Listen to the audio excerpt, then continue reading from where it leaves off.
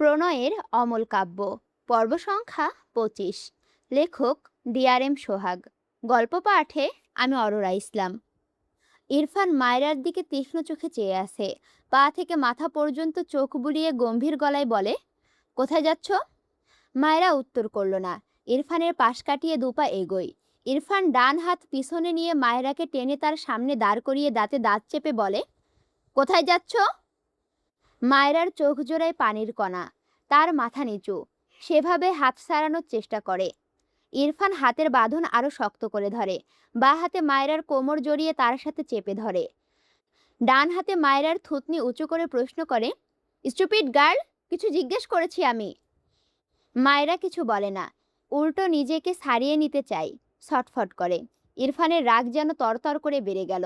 গতকাল রাতে একা বাসায় ফিরেছে, সেই রাগ যেন আবারও জেগে উঠল আজ আবার একা বাইরে বেরোতে দেখে। কোনো কথা না বলে মায়রাকে কোলে তুলে নেয়। মায়রা ছটফটায়, তবে কথা বলে না। ইরফান শক্ত মুখায়াবে ভেতরে যায়। ডাইনিংয়ে তারেক নওয়াজ, রুমা নওয়াজ, সাথে রীতা। মাত্র ঘর থেকে আসলো তারা। ইরফানের কোলে মায়রাকে দেখে তিনজনের চোখে মুখে বিস্ময় ভর করে। তারেক নওয়াজ অবাক হয়ে বলে, মায়রাকে কোথায় নিয়ে যাচ্ছ? মায়রা তারেক নওয়াজের গলা পেয়ে শান্ত হয়ে গেল। ইরফানের বুকে মুখ ঠেকিয়ে নীরবে অশ্রু বিসর্জন দেয়। ইরফান সিঁড়ি বেয়ে ওপরে ওঠে। রুমা নওয়াজ ভয় পায়।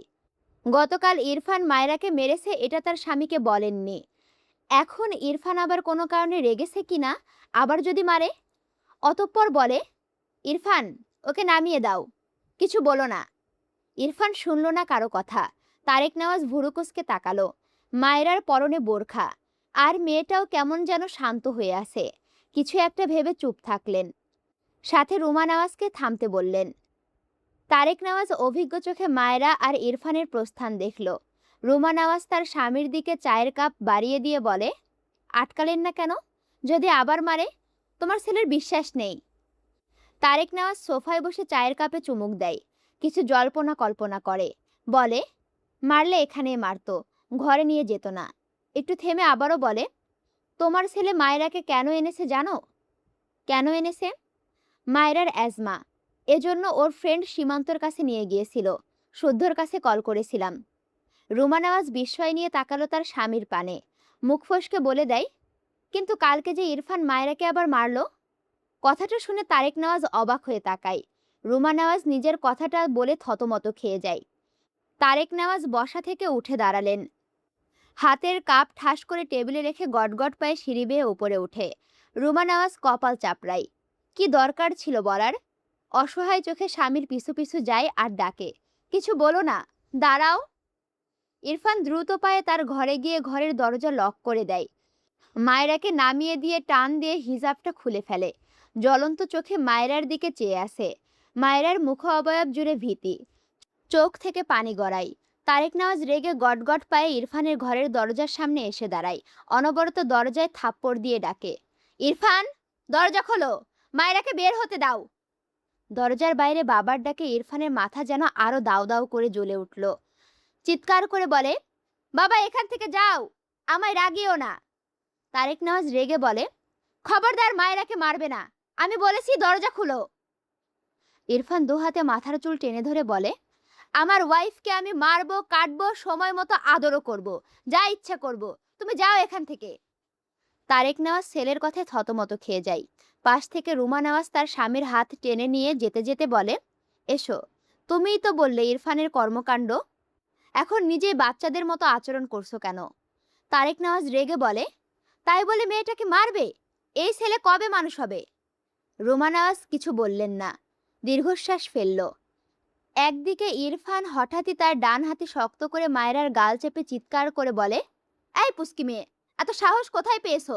আনসার মি, একা একা কোথায় যাচ্ছিলে? মায়রা কথা বলে না। ইরফান দাঁতে দাঁত চেপে বলে, স্পিক আপ, রেডি হয়েছো কেন বলো? ইরফানের শক্ত কথায় মায়রা কেঁপে ওঠে, তবুও কোনো কথা বলে না। মায়রাকে চুপ থাকতে দেখে ইরফান রেগে মায়রার গালে থাপ্পড় মারতে গিয়ে থেমে যায়। বাম গালের স্পট এখনো জল করছে। মায়রা চোখ বুজে, বন্ধ চোখের পাতা বেয়ে ঝপঝপ করে পানির কণা বেরিয়ে পড়ে। ইরফান মায়রার মুখ পানে চেয়ে মায়রার গাল ছেড়ে দেয়। বা হাতে নামিয়ে নেয় যেটা থাপ্পড় মারতে উঠেছিল। অবাক হয় মায়েরাকে কথা বলতে না দেখে। ঢোক গিলে দু হাতের আজলায় মায়েরার দুগাল নিয়ে নরম গলায় জিজ্ঞেস করে, কাঁদছো কেন? মায়েরা কিছু বলে না, নীরবে অশ্রু ঝরায় চোখ থেকে। ইরফান মায়েরার পুরো মুখ অবলোকন করে। কান্নার দাপটে পুরো মুখ কেমন লাল হয়ে আছে। আবারও নরম গলায় জিজ্ঞেস করে, কোথায় যাচ্ছিলে? মায়েরা এবারেও কথা বলে না। ইরফান রেগে যাচ্ছে। ফোঁস করে শ্বাস ফেলে নিজেকে সামলে ধমকে বলে, স্টুপিড, কথা বলো, রাগিও না আমায়। মায়েরা তবুও কথা বলে না। ইরফান এদিক ওদিক পায়চারি করে রাগে দরজায় লাথি বসায় একটা। মায়েরা কেঁপে ওঠে, মাথা নিচু করে থাকে। ইরফান দু হাতে মাথার চুল টেনে ধরে। এরপর মাথা তুলে মায়েরার দিকে তাকায়। গায়ে বোরখা জড়ানো, মাথার চুল এলোমেলো হয়ে আছে। চোখ মুখের অবস্থা কেঁদে কেটে খারাপ হয়ে গিয়েছে। ইরফান এগিয়ে এসে মায়েরার কোমর বাঁ হাতে জড়িয়ে নিজের সাথে চেপে খসখসে ডান হাত মায়েরার নরম গালে রেখে মৃদু স্বরে বলে, সবসময় আমার রাগ বাড়িয়ে দাও কেন? কখনো কমিয়েও তো দিতে পারো। ইরফানের কণ্ঠ অতি নরম। মায়েরা পিটপিট করে চোখ মেলে তাকায়। ইরফান গম্ভীর চোখে মায়েরার দিকে চেয়ে আসে। মায়েরা হঠাৎই ইরফানকে দু হাতে ধাক্কা দিয়ে কাঁদতে কাঁদতে চেঁচিয়ে বলে, আমি আমার গ্রামে যাব, থাকবো না আমি এখানে। ইরফানকে তো তার থেকে এক চুলো সরাতে পারলই না। উল্টো ইরফান রেগে মায়েরাকে আরও শক্তি খাটিয়ে নিজের সাথে চেপে ধরে। দাঁতে দাঁত পিষে বলে, আর ইউ ম্যাড? একা একা যাচ্ছিলে? কোনো আইডিয়া আছে একা একা বাসে গেলে কি অবস্থা হতো তোমার? মায়েরা রেগে বলে, তো কার সাথে যাব? আমায় রেখে আসার মানুষ নেই। ছাড়ুন আমায়, আমি একাই যাব। ইরফান স্তম্ভিত হয়ে তাকায় মায়েরার দিকে। মায়েরাকে ছেড়ে দুহাতে মায়েরার দু চোখের পানি মুছে বলে, স্টপ ক্রাইং, আমি রেখে আসব। একটু আগেই তো বললেন আমাকে নিয়ে যেতে পারবেন না। ইরফান ভুরু কুঁচকে বলে, এখন বলেছি নিয়ে যাব। মায়েরা তার গাল থেকে ইরফানের হাত ঝাড়া দিয়ে বলে, যাব না আমি আপনার সাথে, আমি একাই যাব। ইরফান চোখ গরম করে তাকায় মায়েরার পানে। দু হাতে মায়েরাকে শক্ত করে চেপে বলে, আমি বলেছি মানে আমার সাথেই যাবে। You are a dangerous girl, তাই চেয়েছিলাম একা থাকো, বাট তুমি তো একটা স্টুপিড। মায়েরা ইরফানের হাত ধরে টেনে ছাড়তে চায়, তবে ইরফানের থেকে নিজেকে ছাড়াতে পারে না। রেগে বলে, যাকে ডিভোর্স দিবেন তার আশেপাশে থাকছেন কেন? এত ভাবতে হবে না, ছাড়ুন বলছি। কথাগুলো বলতে বলতে চোখ থেকে টপ টপ করে পানি গড়িয়ে পড়ে। ইরফান অবাক হয়ে বলে, হোয়াট? কাকে ডিভোর্স দিব? মায়েরা বিরক্ত হয়। এতটা ভ্যালুলেস সে, এই লোকটা এটাও মনে নেই যে তাকে সে ডিভোর্স দিতে চায়। মায়েরা বিরক্ত কণ্ঠে বলে, আপনি আমাকে ডিভোর্স দিবেন? কথাটা বলার সাথে সাথে ইরফান ডান হাতে মায়েরার গাল চেপে রাগান্বিত স্বরে বলে, কে বলেছে এটা? মায়েরা ব্যথা পায়। ইরফানের হাত সরাতে চায়, তবে পারে না। ওভাবেই বলে, আপনি নিজেই বলেছেন, ছাড়ুন আমায়। ইরফান মায়েরার চেপে ধরা গালে রাখা হাত শিথিল করে, গম্ভীর গলায় বলে, তুমি কি চাও? মায়েরা অবাক হয় ইরফানের কথায়। এই লোকটার হয়েছে কি? কেমন করে যেন কথা বলে। ভাবনা রেখে রেগে বলে, কি কি চাই মানে? ডিভোর্স চাই। আপনার মতো হার্টলেস মানুষের সাথে কেউ থাকতে চাইবে না। ইরফান তীক্ষ্ণ চোখে চেয়ে দাঁতে দাঁত চেপে বলে, ইহজীবনে পাবে না। হার্টলেস মানুষের সাথে থাকতে হবে। দিবাস্বপ্ন দেখা বাদ দিয়ে মন দিয়ে পড়াশোনা করো, স্টুপিড। এসব ফালতু চিন্তা মাথায় কে ঢুকিয়েছে? অল্প বয়সে পেকে গেলে যা হয়। পুস্কি মেয়ে, 10 লাইন বেশি বোঝা পাবলিক হলে থাপ্পড় দিয়ে সব দাঁত ফেলে দিব। কথাটা বলে মায়েরার চোখের পানি মুছে দিয়ে শান্ত গলায় বলে, ডোন্ট ক্রাই, বিকেলে রেখে আসবো। বাইরে এক পা রেখেছে তো পা কেটে বসিয়ে রাখবো। মায়েরা ফুপিয়ে কাঁদে, মাথা নিচু তার। ইরফান বিচলিত কণ্ঠে বলে, হোয়াট হ্যাপেন্ড? কাঁদছো কেন? মায়েরা কিছু বলে না। ইরফান মায়েরাকে কোলে তুলে বেডে বসিয়ে দেয়। মায়েরা রেগে ইরফানকে ধাক্কা দেয়। ইরফান তীক্ষ্ণ চোখে মায়েরার দিকে চেয়ে আসে। হঠাৎই মায়েরাকে সাপটে ধরে শুয়ে পড়ে। কানের কাছে ফিসফিসিয়ে বলে, জ্বালিও না। কথাটা বলে মায়েরার মাথায় গাল ঠেকিয়ে চোখ বুজে নেয়। মায়েরা কেঁপে ওঠে, কান্নামাখা গলায় বলে, কি করছেন? ছাড়ুন আমায়। ইরফান চোখ মেলে মায়েরার দিকে তাকায়। বাঁ হাতে মায়েরাকে নিজের সাথে চেপে ডান হাতে মায়েরার মুখ মুছে দিয়ে বলে, ডোন্ট ক্রাই, ঘুমাও। মায়েরা কান্না ভেজা চোখে ইরফানের দিকে চেয়ে আসে। ঘুমাও মানে? মনে হচ্ছে সে ছোট বাচ্চা, কেঁদেছে বলে তাকে ঘুম পাড়াচ্ছে। মুসরামুসরি করতে করতে বলে, আমায় ছাড়ুন বলছি, আমি গ্রামে যাব, ঘুমাবো না আমি। ইরফান শুনল না মায়েরার কথা। শক্ত করে মায়েরাকে নিজের সাথে ধরে চোখ বুজে রইল। মায়েরার আরও কান্না পাচ্ছে। এই লোক এমন সাপের মতো পেঁচিয়ে ধরেছে কেন তাকে? বা হাতে ইরফানের বুকে ঠেলে বলে, ছাড়ুন আমায়, দম বন্ধ লাগছে। ইরফান চোখ মেলে তাকায়, গম্ভীর গলায় বলে, বমি করতে চাইছো? মায়েরা চোখ বড় বড় করে তাকায়। গতকালের কথা মনে পড়তেই ঢোক গিলল। দ্রুত চোখ বুজে মাথা নামিয়ে নেয়। ফলস্বরূপ ইরফানের বুকে তার মুখ ঠেকে। ইরফান মায়েরাকে দেখে ঠোঁট বাঁকিয়ে একটু হেসে চোখ বুজে নেয়। মায়েরার ঘাড়ে ইরফানের গরম নিঃশ্বাস পড়ছে। মেয়েটা কেমন হাঁসফাঁস করে, মিনমিন করে বলে, দূরে সরুন। ইরফান চোখ বুজে গম্ভীর গলায় বলে, no, I will sleep now, don't disturb me. মায়েরা রেগে বলে, আপনি ঘুমান, আমি ঘুমাবো না। আমায় এভাবে ধরে রেখেছেন কেন?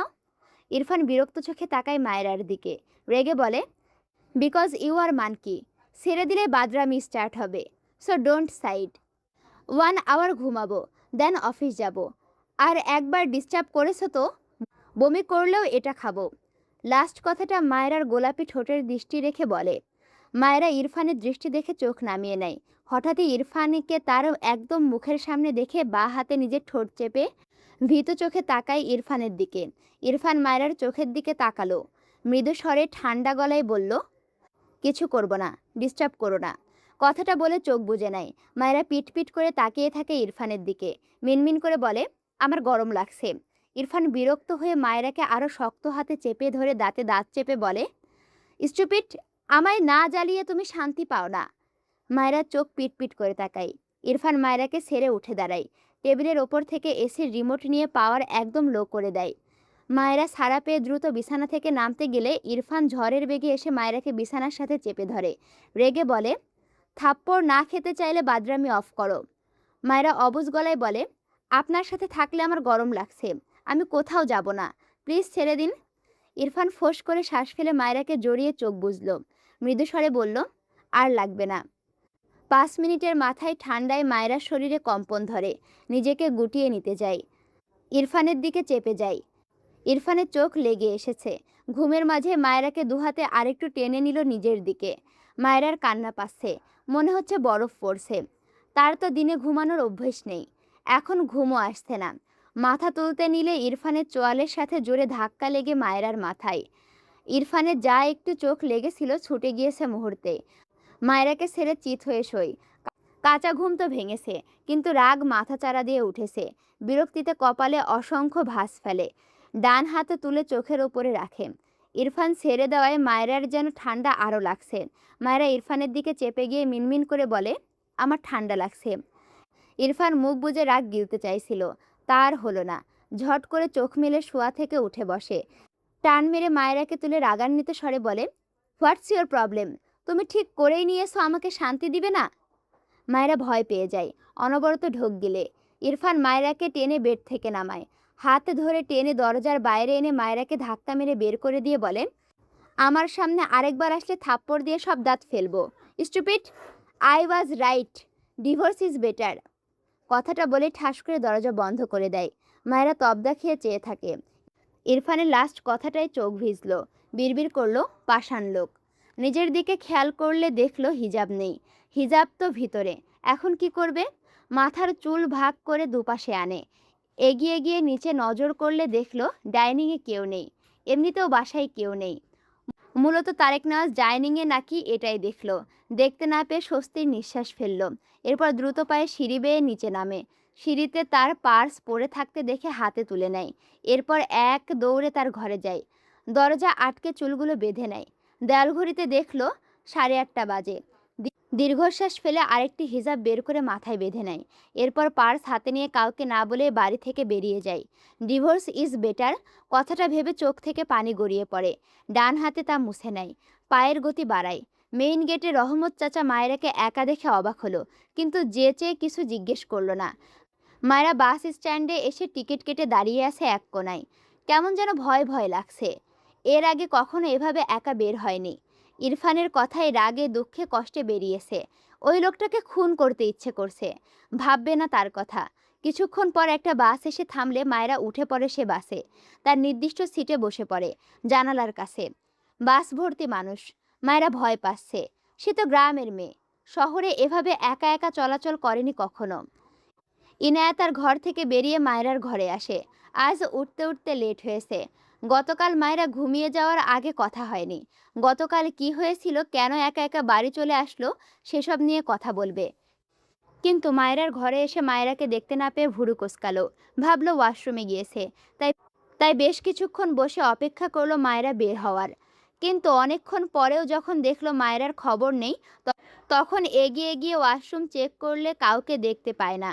বেলকনি চেক করে, কোথাও নেই। ঘর থেকে বেরিয়ে রুমা নেওয়াজকে জিজ্ঞেস করলে তিনি বলেন ইরফানের ঘরে। ইনায়া অবাক হলো। মায়রা ভাইয়ার ঘরে কি করে? তার ভাইয়া বাসায় আছে কিনা জানে না। কি মনে করে সিঁড়ি বেয়ে ওপরে যায় ইরফানের ঘরের দিকে। দরজা ঠেললে আপনা আপনি দরজা খুলে যায়। ঘরের লাইট জ্বালিয়ে দেখলো ভেতরে কেউ নেই। গিয়েছে কোথায় এরা? ঘর থেকে বেরিয়ে ছাদে যায় মায়রাকে খুঁজতে। ছাদেও না পেয়ে হতাশ হয়ে ফিরে এসে তার মাকে বলে। রুমা নেওয়াজ অবাক হয়। ইরফান যে তখন মেয়েটাকে ওর ঘরে নিয়ে গেল। ইরফান কি মায়রাকে গ্রামে রাখতে গিয়েছে তবে? রুমা নেওয়াজ ইরফানের নাম্বারে কল করে, কিন্তু ইরফানকে ফোনে পায় না। মায়রার নাম্বারে কল করে তাকেও পায় না।